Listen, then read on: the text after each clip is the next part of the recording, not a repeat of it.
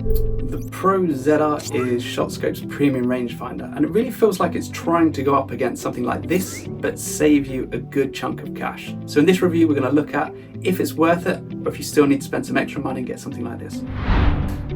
So let's dive into this review of the ShotScope Pro ZR. As you know, we really do test these rangefinders to destruction sometimes, just to make sure that you get a really great product. And we're going to start off with, as usual, with accuracy.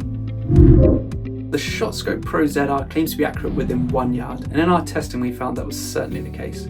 We measure on a predetermined range and against a premium rangefinder just to double check these things perform the way they should.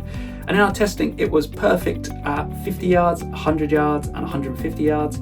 At 200 yards it was consistently giving us 201, but that is still really impressive and close enough for us to say that this is nearly perfect in terms of measuring accuracy. Another key point which we like to test out as well is how well it actually picks up the flag on the golf course and avoids picking up the background. And this is certainly a high performer in that category. It is way and above most rangefinders you'll see at this price or below, and certainly performs as well as those premium ones that you'll see on the market, such as a Bushnell or a Cobalt. The ShotScope Pro ZR has all the features you'd imagine to come with a rangefinder of this price. You've got slope mode. You can change slope mode off at a flick of a switch, which makes it tournament legal. Then at the top we can change between meters and yards, and I suppose the more unique thing that this has is it allows you to change the display between the standard black mode and a red mode that may help if you're playing with low light conditions. Now, I would say from playing with this in the UK where we get some bad weather and a lot of rain, I didn't really need it. So maybe this is something that's a little bit too specialist. For me, it's a nice little feature, but not something that should really steer you towards this product unless you really struggle to look at the graphics on a rangefinder and pick them out from the background. Another nice little feature is that if you buy any ShotScope product, you get access to their GPS app, which helps you navigate around the golf course. I was trying this out actually up in Moortown, just outside Leeds, and I would say as much as it's a good app and allows you to use a laser rangefinder and pair it with some GPS data, it's not way and above anything else you can get in an app. So it's a nice to have, but it's not something that should definitely push you in the direction of buying this rangefinder. Is pretty speedy, it's above average, and I think the really important thing is when you're on the golf course, it locks onto your target and doesn't pick up the background. So we see with some rangefinders, and certainly cheaper rangefinders, they can be super quick but grab the background rather than the flag. In this case, it's really speedy but does an incredible job of actually locking onto your target. 99.45% of the time you'll get your target, and it may let the odd one slip through, but we get that with every single rangefinder we test. What about visuals and optics? Well, we've already talked about the fact it's got this unique red and black display. It's a nice feature, it's not something I really think is a huge selling point.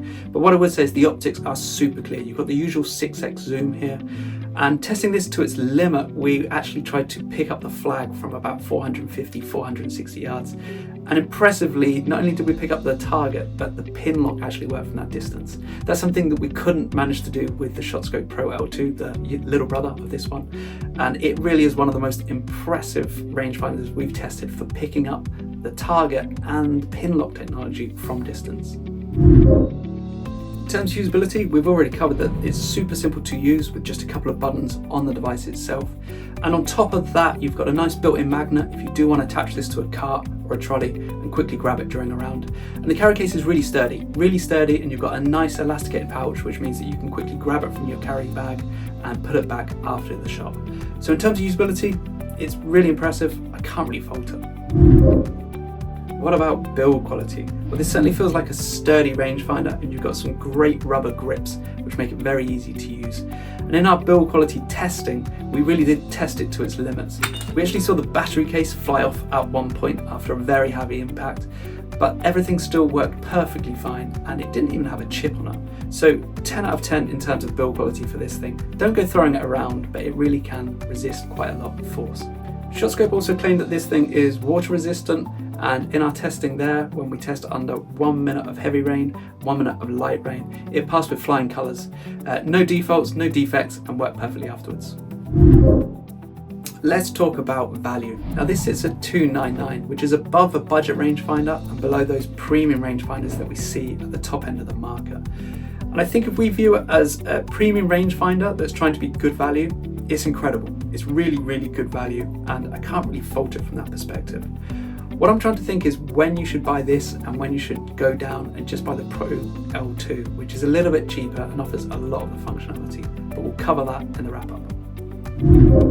So what do we think of the ShotScope Pro ZR? Well, it's a fantastic rangefinder. It's one of the most accurate we've tested, and on the golf course it performs incredibly well and does a great job of picking up the flag.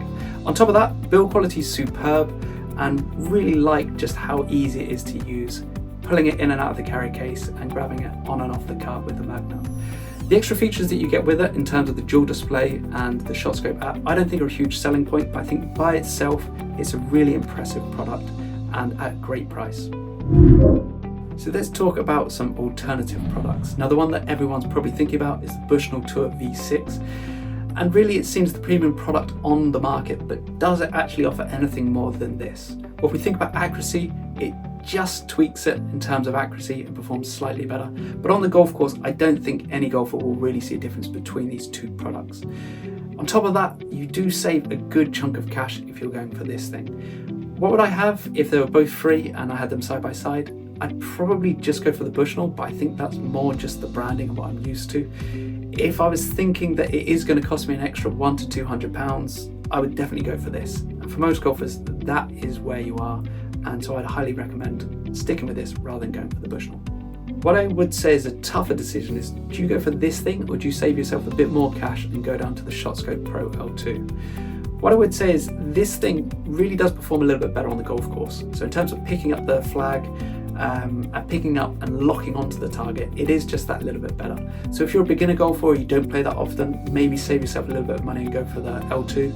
If you are a keen golfer and you're going to get a lot of use out of this thing, I would probably spend a little bit extra and go for this one. Get the superior performance on the golf course and the better build quality.